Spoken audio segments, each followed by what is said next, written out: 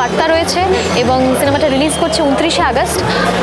আমি ভীষণভাবে চাইবো আপনারা সবাই হলে এসে সিনেমাটা দেখুন, আপনাদের ডেফিনেটলি খুব ভালো লাগবে। নমস্কার, আমি বৃষ্টি বিশ্বাস। শীঘ্রই 29শে আগস্ট গৌরী মুভি রিলিজ। এখানে আমি গৌরী চরিত্রে অভিনয়। আপনাদের হলে আসার অপেক্ষায় থাকবো এবং আপনাদের ভালোবাসার অপেক্ষায় থাকবো।